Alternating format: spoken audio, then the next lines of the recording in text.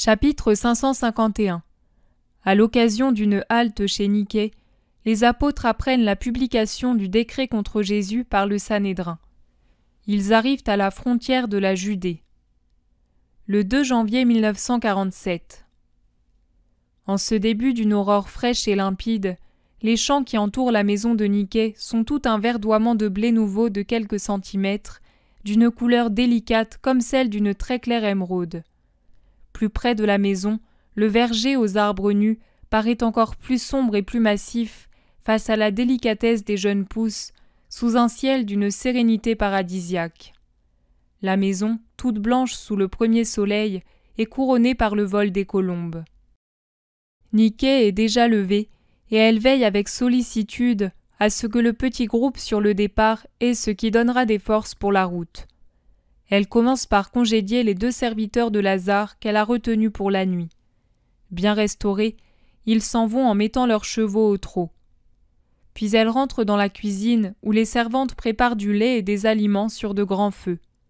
D'un haut récipient, elle verse de l'huile dans plusieurs gourdes et du vin dans de petites outres de peau. Elle presse une servante qui prépare des formes de pain minces comme des fouasses pour qu'elle se hâte de les mettre au four déjà prêt. Sur de larges tables où sèchent des fromages à la chaleur de la cuisine, elle choisit les pièces les plus belles. Elle prend du miel et le fait couler dans de petits récipients bien fermés. Puis elle fait des paquets avec tous ses aliments. L'un d'eux contient un chevreau ou un agneau entier que la servante sort de la broche sur laquelle il rôtissait. Un deuxième contient des pommes rouges comme du corail. Un troisième des olives toutes préparées, un autre encore des raisins secs. Il y a aussi un paquet d'orge mondé. Elle est en train de glisser ce dernier dans un petit sac, quand Jésus entre dans la cuisine en saluant toutes les femmes qui s'y trouvent.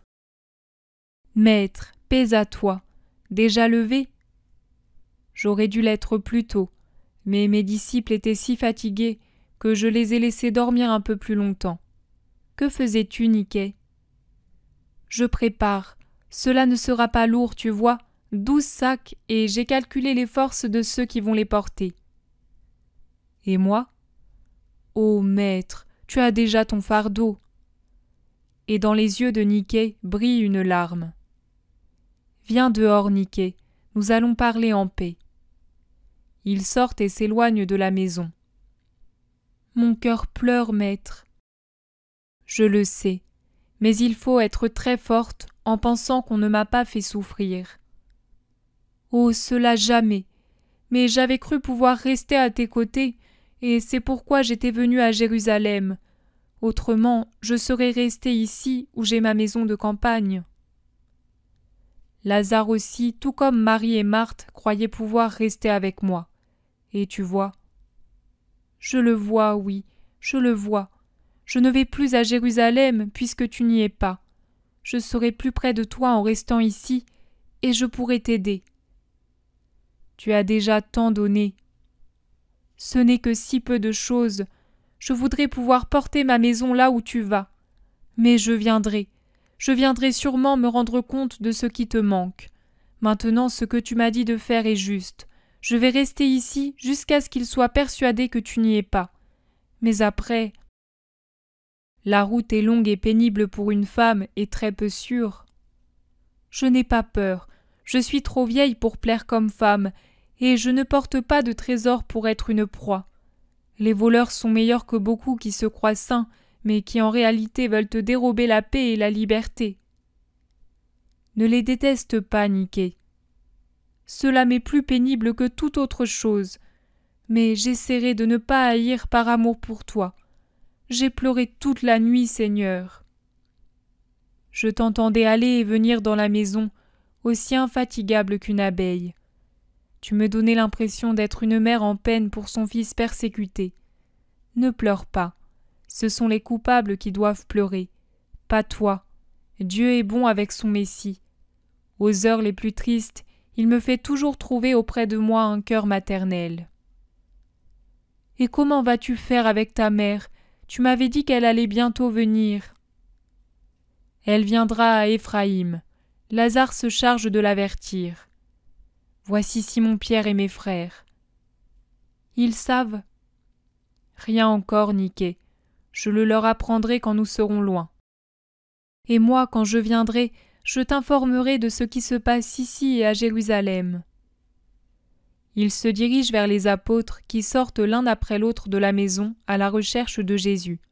« Venez, mes frères, restaurez-vous avant de partir, tout est prêt. » À cause de nous, Niké n'a pas dormi de la nuit.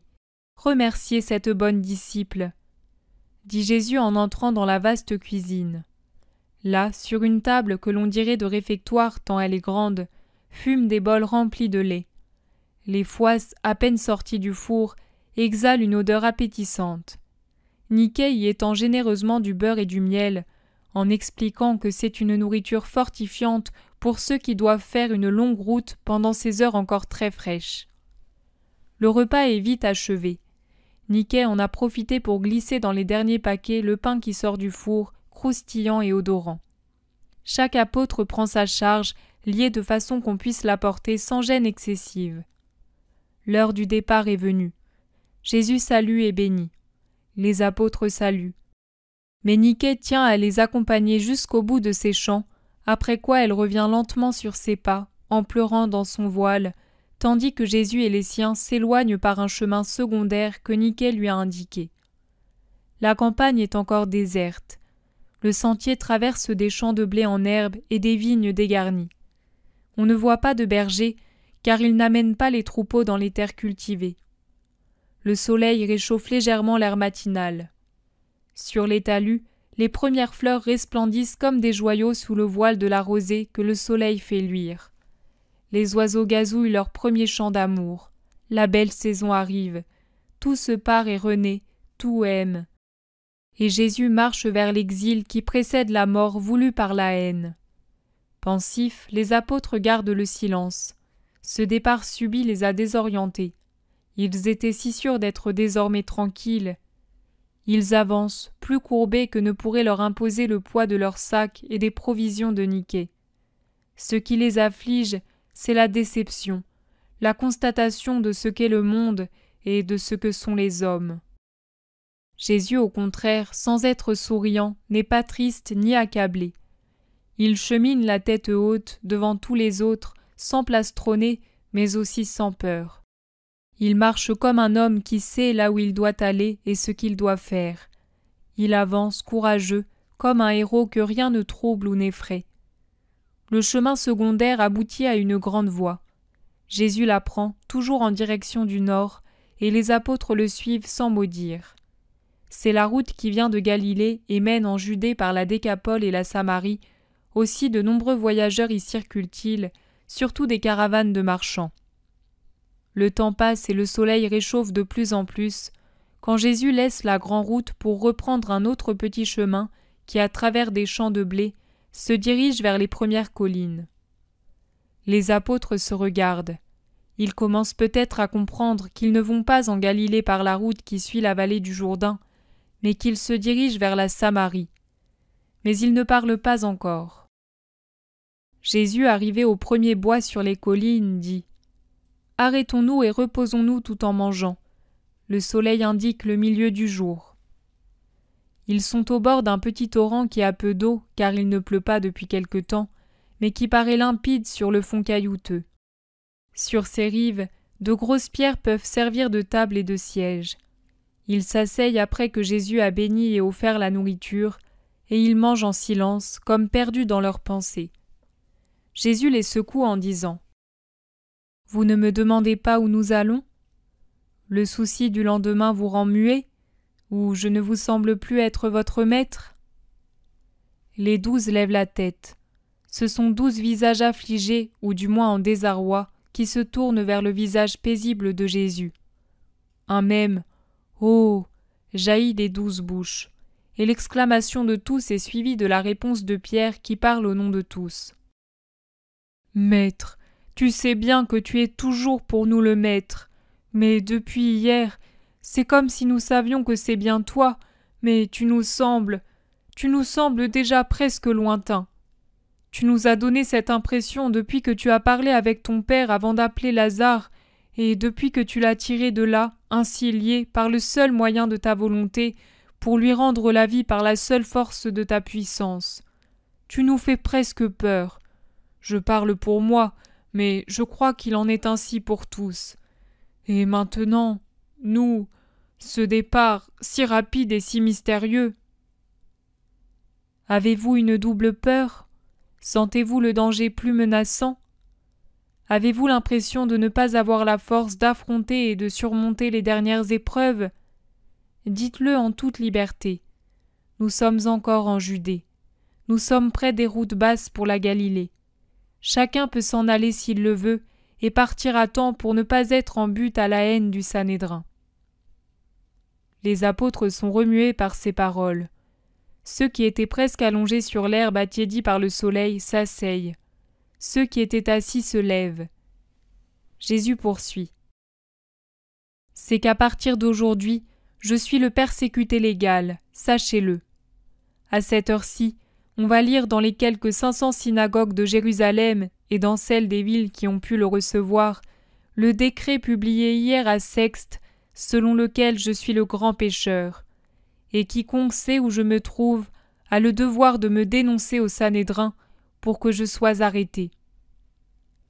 Les apôtres crient comme s'ils le voyaient déjà pris. Jean s'attache à son cou en gémissant. « Ah, je l'ai toujours prévu !» Il pleure à gros sanglots. Certains s'emportent contre le Sanhédrin, d'autres invoquent la justice divine, fondent en larmes ou restent figés comme des statues. Taisez-vous, écoutez-moi. Je ne vous ai jamais trompé. Je vous ai toujours dit la vérité.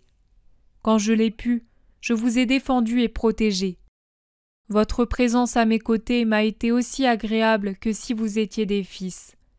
Je ne vous ai pas caché non plus quelle sera ma dernière heure, mes dangers, ma passion. Mais tout cela me concernait moi seul. Désormais, ce sont vos dangers, votre sécurité, celle de vos familles qu'il faut prendre en considération. Je vous prie de le faire avec une liberté absolue.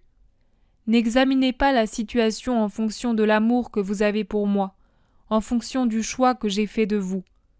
Supposez, puisque je vous délie de toute obligation envers Dieu et son Christ, supposez que nous venions de nous rencontrer ici pour la première fois, et que, après m'avoir écouté, vous mesuriez s'il vous convient ou non de suivre l'inconnu dont les paroles vous ont impressionné.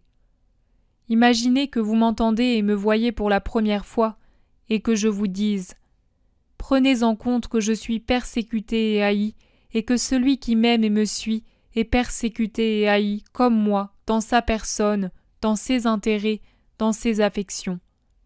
Sachez que cette persécution peut se terminer même par la mort et la confiscation des biens de votre famille. Réfléchissez, décidez.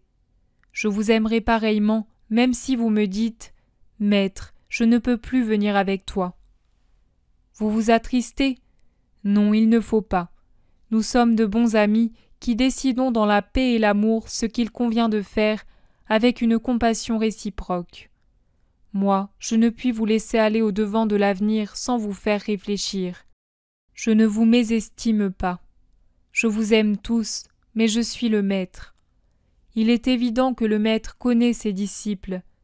Je suis le berger, et il est évident que le berger connaît ses agneaux. Je sais que mes disciples, amenés à une épreuve sans y être suffisamment préparés, non seulement dans la sagesse qui vient du Maître, et qui est donc bonne et parfaite, mais aussi dans la réflexion qui doit venir d'eux-mêmes, pourraient faillir, ou du moins ne pas triompher comme des athlètes dans un stade. Il convient de prendre la juste mesure de nos capacités dans les petits problèmes comme dans les grands. En tant que berger, je dois dire à mes agneaux « Voilà que je m'avance maintenant dans un pays de loups et de vautours. Avez-vous la force d'aller parmi eux ?» Je pourrais vous citer déjà quels sont ceux qui n'auront pas la force de supporter l'épreuve, bien que je puisse vous rassurer. Aucun de vous ne tombera sous la main des bourreaux qui sacrifieront l'agneau de Dieu. Ma capture est d'une telle valeur qu'elle leur suffira. Pourtant, je vous recommande de réfléchir. Je vous disais autrefois, ne craignez pas ceux qui tuent. Et encore, celui qui, après avoir mis la main à la charrue, se retourne pour considérer le passé et ce qu'il pourrait perdre ou acquérir, n'est pas apte à ma mission. Mais c'étaient des règles destinées à vous indiquer ce que signifie être mon disciple, même pour l'avenir, lorsque je ne serai plus le maître, mais que mes fidèles seront maîtres. Elles vous étaient données pour renforcer votre âme. Mais même cette force que vous avez indéniablement atteinte par rapport au peu de choses que vous étiez, je parle de votre esprit, est encore trop peu par rapport à la violence de l'épreuve. Ne pensez pas, le Maître est scandalisé par nous. Je ne le suis pas. Je vous assure que vous ne devez pas et ne devrez pas vous scandaliser de votre faiblesse. Dans tous les temps à venir, il y aura parmi les membres de mon Église, aussi bien agneaux que pasteurs, des personnes qui resteront en deçà de la grandeur de leur mission. Il y aura des époques où les pasteurs idolâtres et les fidèles idolâtres seront plus nombreux que les vrais pasteurs et les vrais fidèles. Époque d'éclipse de l'esprit de foi dans le monde, mais une éclipse n'est pas la mort d'un astre. C'est uniquement un obscurcissement momentané plus ou moins partiel de l'astre. Après, sa beauté réapparaît et semble plus lumineuse. Ainsi en sera-t-il de mon bercail. Je vous conseille donc de réfléchir. Je vous le dis comme maître, comme pasteur et comme ami. Je vous laisse discuter entre vous en toute liberté. Je vais prier là-bas dans ce bosquet. Un par un, vous viendrez me confier votre pensée, et moi je bénirai votre sincère honnêteté quelle qu'elle soit. Et je vous aimerai pour ce que vous m'avez déjà donné jusqu'ici. Adieu. Il se lève et s'éloigne. Les apôtres sont abasourdis, perplexes, remués. Au début, ils n'arrivent même plus à parler. Pierre est le premier à s'exprimer. « Que l'enfer m'engloutisse si je voulais le quitter. Je suis sûr de moi. Même si tous les démons de la géhenne, avec le Léviathan en tête, s'opposaient à moi, je ne m'écarterai pas de lui par peur. »« Et moi non plus. Dois-je être inférieur à mes filles ?» dit Philippe. « Moi, je suis sûr qu'ils ne lui feront rien. » lance Judas avec effronterie. « Le Sanhédrin menace, mais c'est pour se convaincre qu'il existe encore. Il est le premier à être conscient qu'il n'est rien si Rome n'y consent. C'est condamnation. C'est Rome qui condamne. » Mais en ce qui concerne la religion, il est encore le Sanhédrin, fait remarquer André. Aurais-tu donc peur, mon frère ? Rappelle-toi qu'il n'y a jamais eu de poltron dans la famille. Menace Pierre qui se sent l'esprit belliqueux. Je n'ai pas peur, et j'espère pouvoir le montrer. Je me contente de donner mon avis à Judas. Tu as raison, mais l'erreur du Sanhédrin, c'est de vouloir se servir de l'arme politique pour ne pas vouloir dire et ne pas vouloir s'entendre dire qu'ils ont levé la main sur le Christ. Je le sais avec certitude. Ils voudraient, ou plutôt, ils auraient voulu faire tomber le Christ dans le péché afin d'en faire un objet de mépris pour la foule. Mais le tuer, eux, non, ils ont peur. Une peur qu'on ne peut comparer à un effroi humain, car c'est une terreur d'âme. Ils le savent bien, eux, qu'il est le Messie. Ils le savent même si bien qu'ils se rendent compte que c'en est fini pour eux, car les temps nouveaux arrivent. Ils veulent l'abattre, mais pas s'en charger eux-mêmes. Aussi cherchent-ils une raison politique pour que ce soit le proconsul, pour que ce soit Rome qui l'abatte. Or le Christ ne porte aucun tort à Rome, et Rome ne fera rien contre lui. Et le Sanhédrin hurle en vain. Alors tu restes avec lui, Judas ? Mais certainement, plus que tous. Moi, je n'ai rien à perdre ou à gagner en restant ou en partant. J'ai seulement le devoir de l'aimer, et je le ferai, déclare Simon le Zélote. Moi, je reconnais qu'il est le Messie, et par conséquent je reste à sa suite, affirme Nathanaël. Moi aussi, je l'ai su à partir du moment où Jean le Baptiste me l'a indiqué, dit Jacques, fils de Zébédée. Nous sommes ses frères, à la fois nous joignons l'amour du sang, n'est-ce pas, Jacques ? Intervient Jude. Il est mon soleil depuis des années, je suis son cours.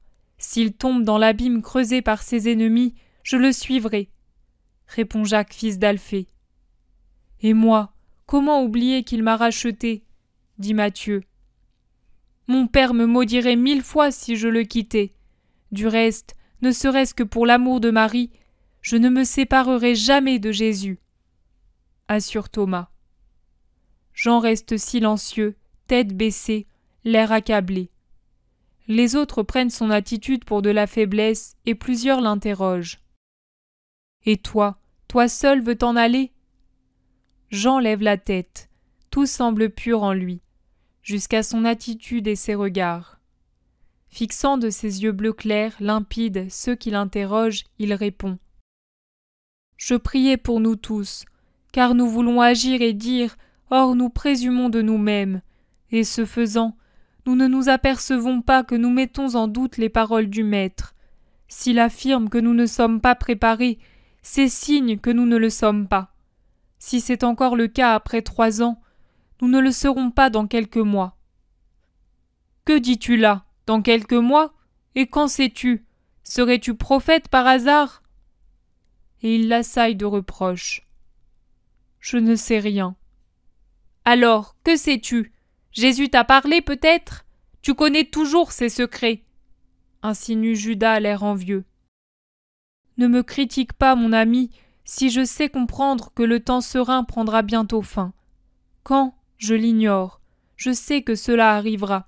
C'est lui qui l'assure. Combien de fois il l'a dit. Nous ne voulons pas croire. Mais la haine des autres confirme ses paroles. C'est pourquoi je prie, car il n'y a rien d'autre à faire que supplier Dieu de nous rendre forts. Tu ne te souviens pas, Judas, qu'il nous a recommandé de prier le Père pour être forts dans les tentations? Toute force vient de Dieu. J'imite mon Maître comme il est juste de le faire. »« Bref, tu restes, » insiste Pierre. « Et où veux-tu que j'aille si je ne reste pas avec lui qui est ma vie et mon bien? Mais puisque je suis un pauvre enfant, le plus misérable de tous, je demande tout à Dieu, le Père de Jésus et le nôtre. » »« C'est dit. Donc nous restons tous. Allons le trouver. Il est sûrement triste. Notre fidélité le réjouira, » conclut Pierre. Jésus est prosterné en prière. Le visage par terre dans l'herbe, il supplie certainement le Père. Mais il se lève quand il entend le bruit des pas et il regarde ses 12.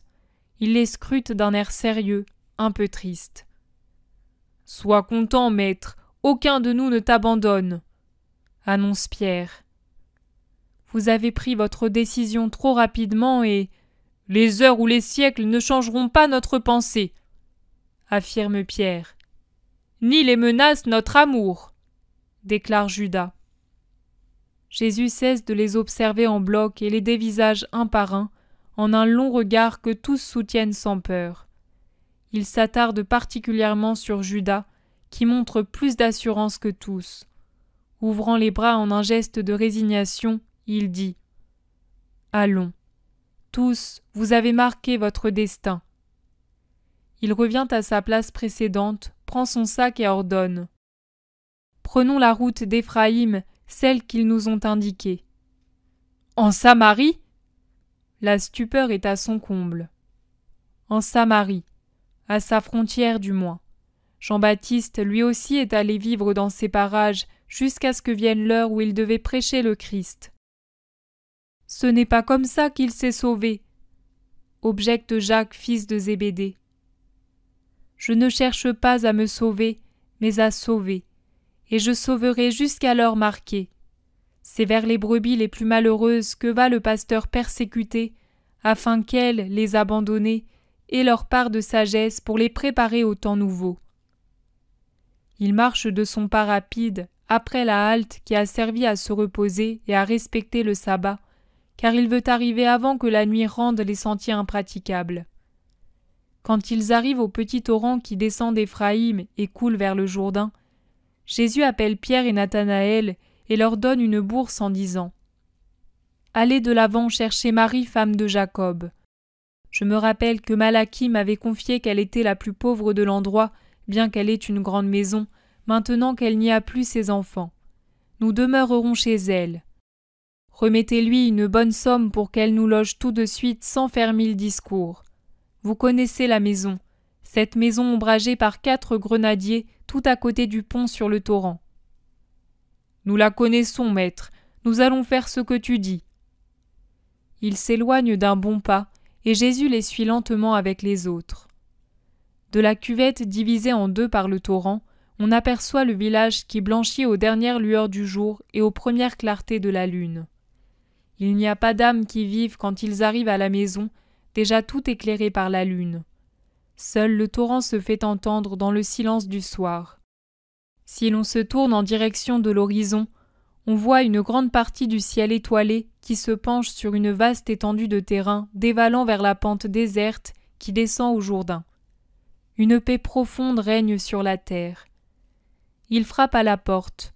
Pierre ouvre. « Tout est fait, Seigneur. La vieille femme a fondu en larmes lorsque nous lui avons remis de l'argent. Elle n'avait plus un sou. Je lui ai dit « Ne pleure pas, femme, là où passe Jésus de Nazareth, toute douleur disparaît. » Elle m'a répondu « Je le sais, j'ai souffert ma vie durant et désormais j'étais vraiment à bout. Je n'aurais pu en supporter davantage. Mais au crépuscule de ma vie, le ciel s'est ouvert pour moi et il m'amène l'étoile de Jacob pour me donner la paix. En ce moment, elle est à côté, en train de préparer les pièces fermées depuis si longtemps. C'est bien peu, mais la femme paraît très bonne. La voilà. Femme, le rabbi est ici. » Une petite vieille fluette, aux doux yeux mélancoliques, se présente et s'arrête, l'air confus, manifestement intimidée, à quelques pas de Jésus. « Paix à toi, femme. Je ne te dérangerai pas beaucoup. Je voudrais que tu me marches sur le cœur pour te rendre plus douce l'entrée de ma pauvre maison. Viens, Seigneur, et que Dieu entre avec toi. » Elle a repris son souffle et de la hardiesse sous la lumière du regard de Jésus. Ils entrent tous et ferment la porte. La maison est vaste comme une hôtellerie et vide comme un endroit abandonné. Seule la cuisine est gaie, grâce à une belle flambée dans le foyer au milieu de la pièce. Barthélemy, qui était en train d'alimenter le feu, se retourne et dit en souriant « Réconforte notre hôtesse, maître, elle est affligée de ne pas pouvoir t'honorer. »« Ton cœur me suffit, femme, ne te soucie de rien.